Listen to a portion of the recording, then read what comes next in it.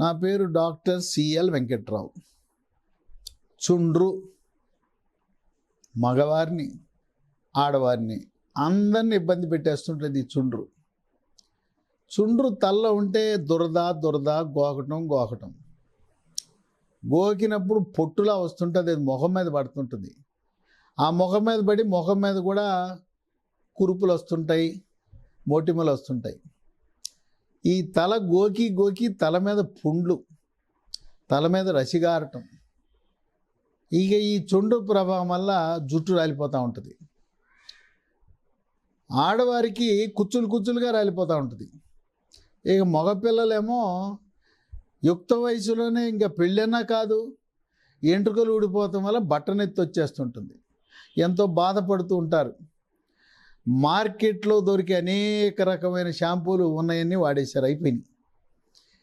అన్ని వాడినా కూడా చుండ్రు నయం కావట్లా, ఇంకా బాధ పెడతా ఉంది. ఇటువంటి వారికి చుండ్రు శాశ్వత నివారణ కోసం చిట్కాలు, టిప్స్ మన ఇంట్లో మనకు సహజ సిద్ధంగా లభించే పదార్థాలతో చుండ్రుని చక్కగా నివారించుకోవచ్చు. ఈ చిట్కాల్లో 3 స్టెప్స్ ఉన్నాయి. ఈ 3 స్టెప్స్ ఒకదాని తర్వాత ఒకటి పాటిస్తే ప్రయోజనం ఉంటుంది. దీన్ని వారానికి 2 రోజులు అమలు చేయాలి. మరీ చుండ్రు ఎక్కువ ఉంటే వారానికి 3 రోజులు. మొదటి దశ లేకపోతే మొదటి స్టెప్, దీంట్లో 4 స్పూన్ల బేకింగ్ పౌడర్ తీసుకోవాలి, బేకింగ్ సోడా. దీనికి క్షార గుణం ఉంటుంది, ఆల్కలైన్ అంటారు. దీనికి 2 స్పూన్ల నీరు కలపాలి. నీరు కలిపి పేస్ట్లా తయారు చేయాలి.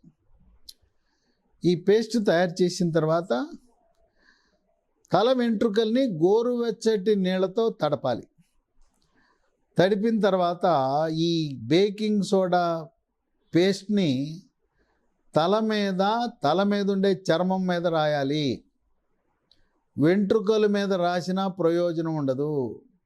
ఈ చిట్కాలు కేవలం తల మీద ఉండే చర్మానికి రాయాలి, కానీ పొడుగ్గా ఉండే మహిళలకి వెంట్రుకలకి రాసినా ప్రయోజనం ఉండదు. ఈ గోరువెచ్చని నీళ్ళతో తల తడిపిన తర్వాత దీన్ని ఒక 10 నిమిషాల పాటు 2 చేతులు పెట్టి దీన్ని తల మీద ఉండే చర్మానికి పట్టేటట్టు రాయాలి. ఓ 10 నిమిషాలు గట్టిగా పట్టించిన తర్వాత ఈ బేకింగ్ సోడా వల్ల తల మీద ఉండే మృత కణాలన్నీ వేరుపడిపోతాయి, వెళ్ళిపోతాయి. ఇక్కడితో మొదటి దశ ముగిసింది. ఇక రెండో స్టెప్కి మనకి మార్కెట్లో రకరకాల యాంటీ డాండ్రఫ్ షాంపూలు ఉంటాయి. మీకు నచ్చిన, మీకు తెలిసిన ఏదో ఒక కంపెనీది, నేను ఇది చెప్పదలుచుకోలేదు. యాంటీ డాండ్రఫ్ షాంపూలు ఏదో ఒకటి తీసుకురండి. దాన్ని ఒక గిన్నెలో ఒక 4-5 స్పూన్లు తీసుకోండి.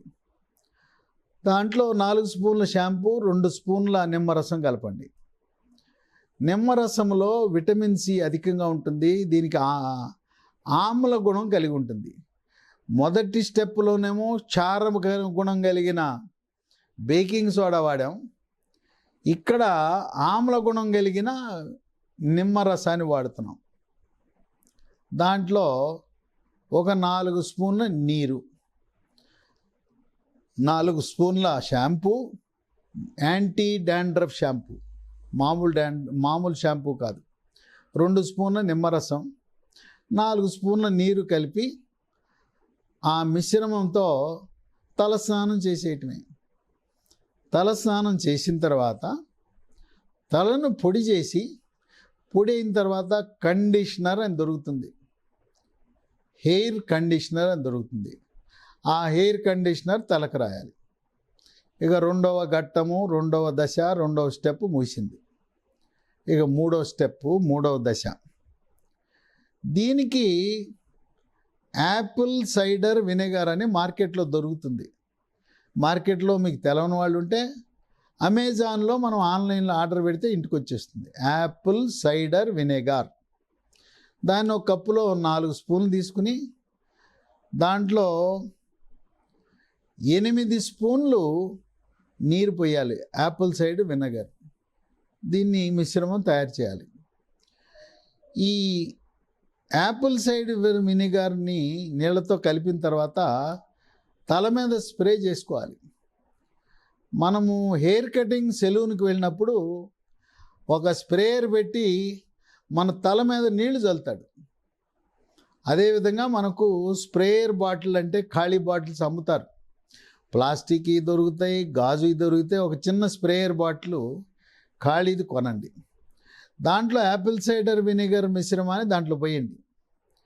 పోసి హెయిర్ కటింగ్ సెలూన్లో ఎలా అయితే మనం చిన్నటి తుంపర్లు పడే విధంగా తల మీద చల్లుతాడో అలా చల్లుకోండి.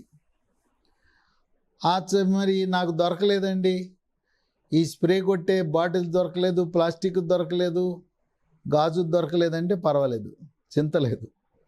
యాపిల్ సైడర్ వినెగర్ని కప్పులో తీసుకున్నారు కదా, దాన్ని దూదితో ముంచండి. ఆ దూదిలో ముంచిన యాపిల్ సైడర్ వినెగర్ మిశ్రమాన్ని తలకు పట్టించండి.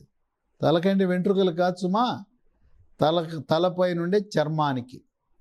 తలపై నుండే చర్మాన్ని వైద్య పరిభాషలో స్కాల్ప్ అంటారు. అక్కడ పట్టించాలి ఓ 10 నిమిషాలు. ఇది అయిపోయిన తర్వాత టవల్తో శుభ్రంగా తుడుచుకోవాలి.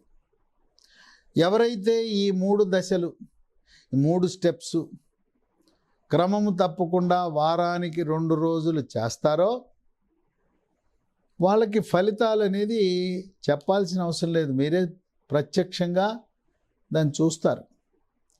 ఇది హడావుడిగా ఆఫీస్కి వెళ్ళే సమయంలో కాదు. ఇది ఆదివారం ఒక రోజు పెట్టుకోండి, మిగతా ఇంకో రోజు సాయంత్రం ఆఫీస్కి వెళ్ళి వచ్చిన తర్వాత కొంచెం తీరిగ్గా ఉన్న సమయంలో ఆఫీస్కి వెళ్ళే వాళ్ళు పెట్టుకోండి. అట్లాగే పిల్లలు స్కూల్కి వెళ్ళాలి, కాలేజీకి వెళ్ళాలి, అందుకని ఆదివారం నాడు పెట్టుకోండి. సెలవు రోజుల్లో ఒక రోజు పెట్టుకోండి. మిగతాది సాయంత్రము చదువుకు వెళ్ళొచ్చిన తర్వాత, కాలేజీ స్కూల్ అయిపోయి ట్యూషన్లు ఉంటే అవి కూడా అయిపోయిన తర్వాత కొద్దిగా సమయం కేటాయించి కొద్దిగా విశ్రాంతిగా ఉన్నప్పుడు చేయవలసిన పని. ఇది ఎవరంతకు వాళ్ళే చేసుకోవాలా, మరి ఎవరన్నా సహాయపడచ్చా అంటే, తల్లి కొడుకుకి కూతురికి ఇవన్నీ కూడా వాళ్ళు చేసుకోలేరు, మీరు చేయొచ్చు. తల్లి సహాయపడచ్చు.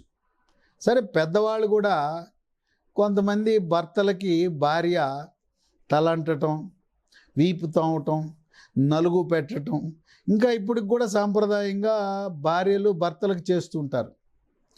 ఆ విధంగా మనం ఎవరైనా ఒకరి సహాయం తీసుకోవడంలో తప్పు లేదు. ఇది మనంతటికి మనం చేసుకోవాల్సిన అవసరం లేదు. ఆడపిల్లలకి తల్లి, అట్లాగే మగపిల్లలకు కూడా తల్లి సహకరించవచ్చు. ఈ విధంగా చుండ్రుకి ఈ గృహ వైద్యము, చిట్కా వైద్యము, ఈ టిప్స్ పాటించిన వాళ్ళు ఎంతో ఆనందంగా ఉన్నారు. మీరు దీన్ని ప్రయత్నించండి. దీనివల్ల ఫలితాలు ఎలా ఉంటాయో మీరే దానివల్ల ఎంత ప్రయోజనం పొందుతారో మాటల్లో కాదు, ఇది వాడిన తర్వాత దాని ప్రయోజనం ఏంటో మీకు తెలుస్తుంది.